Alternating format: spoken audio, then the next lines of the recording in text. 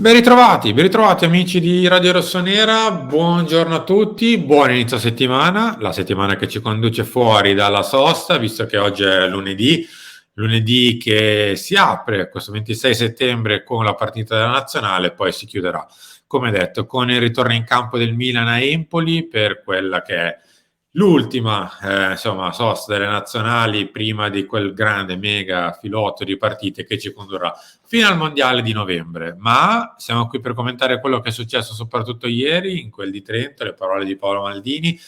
Ha parlato veramente tanto Paolo di tutto il recente passato, del presente, e vi dirò anche di più. Ha parlato anche molto di futuro, quindi le andremo a leggere e commentare con Beatrice Sarti. Ciao Bea. Ciao, ciao a tutti, buongiorno. Allora, Bea, siamo qui proprio per fare un punto della situazione con le parole di Paolo, visto che insomma difficilmente accade che Paolo rilasci una dichiarazioni così lunghe, così profonde, anche così, diciamo così, un po' più a cuore aperto rispetto a quelle che possono essere i pre e post partita, che magari sono magari figli dell'attualità, della partita che sta per iniziare e difficilmente sono così densi di aneddoti e di notizie. Io partirei subito con leggervi qualcuno di queste notizie, qualcuno di queste dichiarazioni che ha rilasciato Paolo a Trento. Prima ovviamente ha fatto un piccolo passaggio su quello che è stata la sua vita da dirigente al Milan, ovvero ha detto che in questi 3 anni prima è arrivato un po' in punta di piedi, ha iniziato a osservare, poi ha iniziato a lavorare, ha fatto esperienze, insomma, in questo momento si vede molto più concreto al Milan rispetto a quando è arrivato.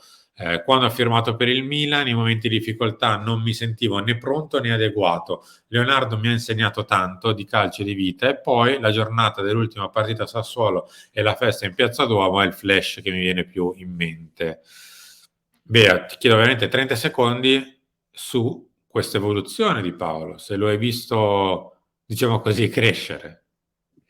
Sì, cioè lui è arrivato veramente in punta di piedi, Mm. solamente che uno che si chiama Paolo Maldini, la parola punta di piedi è sempre molto relativa, però io credo che veramente lui si sia sentito come ha detto, si notava, si vedeva e quindi, in pochi forse l'hanno capito all'epoca che lui era in punta di piedi, no, tante volte si diceva: "Ma non ha esperienza", invece si comporta come quello che ce l'ha. In realtà io non ho mai visto questo, ma ho sempre visto, soprattutto nei suoi primi mesi, la punta di piedi di cui lui parla, però da quel Paolo lì ne è passato di tempo e credo che si veda la sua crescita. Allora, io andrei un po' avanti perché, insomma, ha rilasciato dichiarazioni soprattutto sui singoli che sono particolarmente interessanti.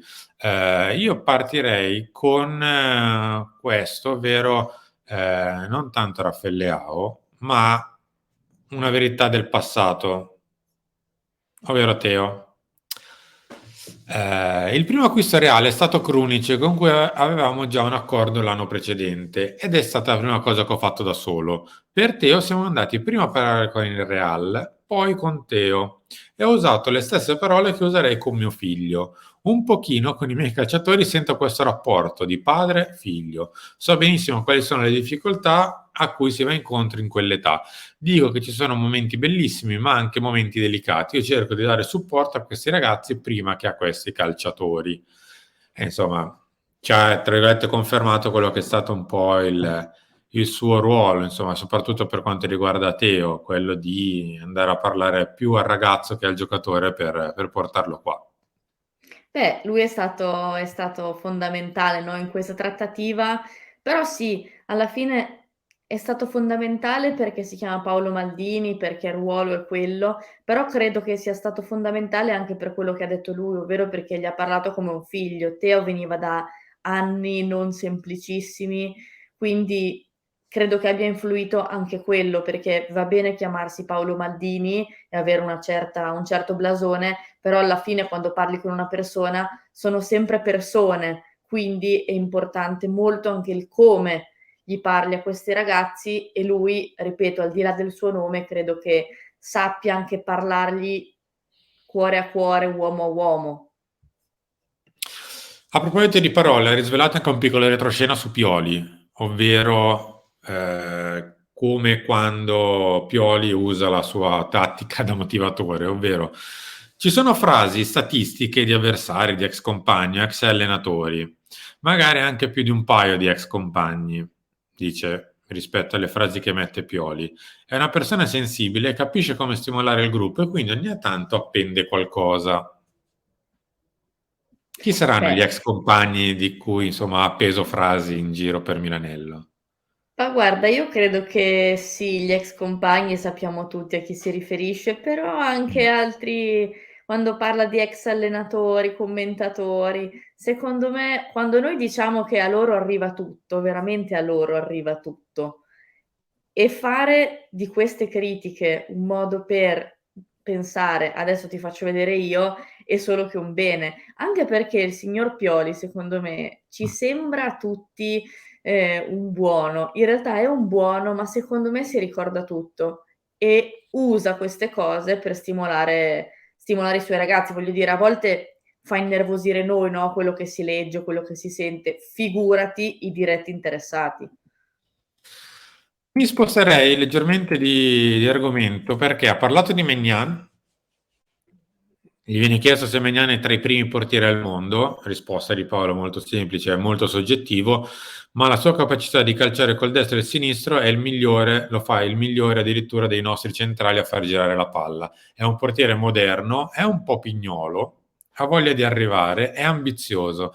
È stato un acquisto molto molto azzeccato, un grande acquisto del calcio moderno. Insomma, su Mike direi che non ci sono grandi dubbi. Tra l'altro svelo un piccolo retroscena su Berlusconi, su Maignan. Berlusconi mi ha chiamato ultimamente per consigliarmi un acquisto, ma non posso dirlo. Chiama spesso anche Pioli. La cosa che consiglia più spesso è quella di non giocare col portiere, ma poi quando Maignan lancia 80 metri e facciamo gol, impazzisce. A parte che io impazzisco per questo teatro che ha raccontato Paolo, bellissimo devo dire. Beh, che dire su Mike, a volte fa innervosire anche noi, no, quando gioca troppo con i piedi, non so se Mm. ricordi alcune gare, però poi quando riescono a mettere in campo l'idea giusta e la realizzazione c'è, è un bel vedere. Ma poi Mike Vado ancora Pignolo me lo oltre. immagino, cioè Mike Pignolo si vede proprio tanto, tanto. Iniziamo ad entrarci sul mercato, che è forse una delle cose più interessanti, ovviamente anche per i tifosi stessi. Inizia a prenderla al lato Pioli. Come si comporta per il mercato Pioli? Opinioni sulle strategie e sul futuro. Non ci soffermiamo tanto sui nomi, ma sui profili. All'inizio però non era così. Ci diceva che tanti dei ragazzi che sono arrivati non li conosceva. Condividiamo le idee su quello che c'è bisogno. Ad esempio sul difensore. Botman e Tomori sono giocatori abbastanza diversi, momenti diversi, c'era bisogno prima di uno, poi di un altro, poi si cambia idea e si cambia anche strategia. E a proposito di Botman, tra l'altro, lo lega a quello che è successo con De Ketelaar. Innanzitutto il mercato è dinamico, dice Paolo. Noi abbiamo provato a prendere Botman prima di Charles, che avrebbe esaurito quello che era il nostro budget e avremmo virato su altri giocatori per quel ruolo. Tra le nostre idee a maggio rispetto a quello che è successo alla fine non c'è quasi un filo conduttore. A questo punto del nostro cammino non dobbiamo prendere giocatori medi, ma di grandissima prospettiva e Char è uno di quelli. È un 2001, ha fatto vedere cose importanti, c'è bisogno di tempo. So che il tifoso e i giornali non aspettano, ma noi dobbiamo aspettare. Un 2001 non è pronto per farsi carico di tante responsabilità in un club con il Milan. Questo equilibrio dobbiamo dirlo, dobbiamo darlo noi. Sui giovani non si fanno scommesse, non tutte si vincono, ma su di lui abbiamo davvero pochissimi dubbi. So, se volete voi contraddirlo, quando parla così io non me la sento. Non so voi, ma io non me la sento. Però è ovvio che, ehm, la pazienza è sempre poca. Ma aggiungo a quello che ha detto lui, un 2-1 non si può caricare le responsabilità di una squadra come il Milan, soprattutto di una squadra come il Milan che ha appena vinto lo scudetto, perché non è una cosa da poco. Poi un piccolo passaggio su quello che è il prossimo futuro del Milan, ovvero non c'è una promessa. La promessa te la posso fare io in maniera particolare, quella di non andare oltre i propri limiti economici. Tutto questo passa attraverso una ristrutturazione di tutto il calcio italiano in generale. La differenza di budget, ad esempio con il calcio inglese, ci mette in difficoltà. Non abbiamo altre armi che storia e idee.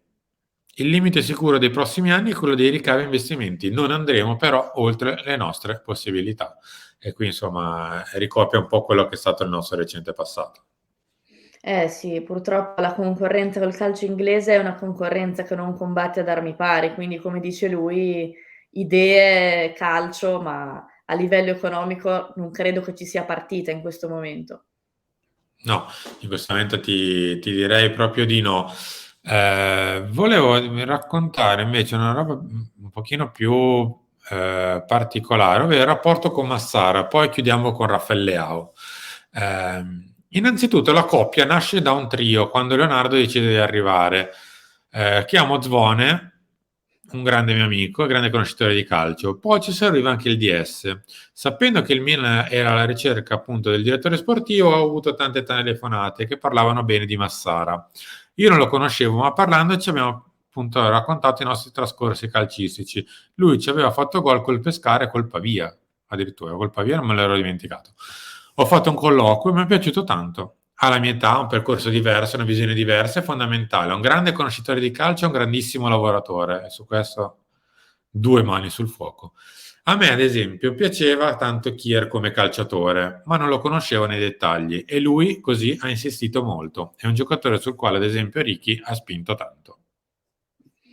È molto bello questo racconto su Massara, tra l'altro quando dice che vivono in simbiosi. Ehm, è bello perché Maldini non fa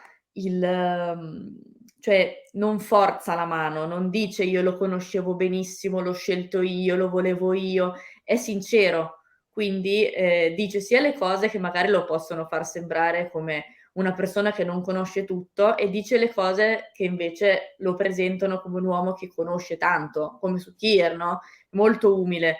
È un personaggio che in realtà ha molte sfumature. A me spiace perché avrei voluto vedere e sentire questa intervista anche da parte di Ricky Massara però, perché secondo me avremmo veramente letto e sentito cose molto, molto interessanti. Chiudiamo, come detto, con Raffaele Leao. Gli ultimi 30 secondi li dedichiamo proprio a Rafa perché Paolo dice: allora, oltre a quella per Leao di offerte, qui sta parlando di offerte concrete da altre squadre, ne hai rifiutate altre? Risposta di Paolo: sì, c'è un non vi presentate neanche. Poi viene Il figlio. incalzato, viene chiesto se per caso questo non vi presentate neanche era riferito a Teo Il e Paolo figlio. dice ridendo: l'hai detto tu. Eh. E quindi Il diciamo, fi abbiamo anche capito chi è. ripeto, il figlio che non è Daniel, ma è anche Teo, abbiamo capito che anche Teo è un suo figlio. Mhm. A proposito di Rafa, invece dice: Leao ha una situazione difficile che deriva dal passaggio al Lille. Questo l'ha condizionato molto e ha fatto sì che i nostri interlocutori spesso siano cambiati. Rafa però è grato a noi e a me interessa quello che dice lui. Rafa capisce che il percorso nei prossimi anni deve essere al Milan, lo capisce e ce lo dice. Poi sarà una trattativa, ma noi sappiamo che i giocatori forti vanno pagati. Se la squadra crescerà tanto, e ancora, Leao avrà tutto quello che ha per competere al massimo. Poi, certo, non esiste un incedibile per tutte le squadre al mondo. Se possiamo dire che ci sono buone possibilità di trovare un accordo e io, tra noi e lo Sporting, io dico di sì. Con lo Sporting Lisbona noi non c'entriamo nulla, però.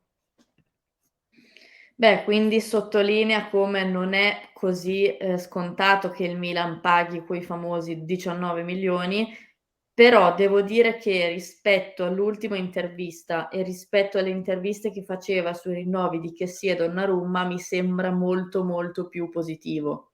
Sì. Tant'è che oggi Gazzetta dello Sport esce così. Leao lo teniamo Bene. tutti, noi. A me sembra ripeto, sembra molto più ottimista, ma anche parla in una maniera diversa rispetto agli altri rinnovi che poi non sono avvenuti. Bene, noi siamo arrivati in chiusura, ci ridiamo appuntamento sulla piattaforma Viola tra qualche minuto alle 10:30 proprio per approfondire ancora. In realtà noi ne abbiamo veramente lette forse un terzo delle dichiarazioni di Paolo, quindi vi aspettiamo lì e anche nei prossimi appuntamenti per raccontarle tutte. Bea, grazie. Ciao, grazie a voi, a dopo. Grazie anche da parte mia, come detto, 10:30 per Chiama Milan, 13 Lunch, 16 Talk, 19 Filo Rossonero, 19:10 Stanze e Ribottoni speciale su tutto il recap della prima parte di stagione. Ciao a tutti!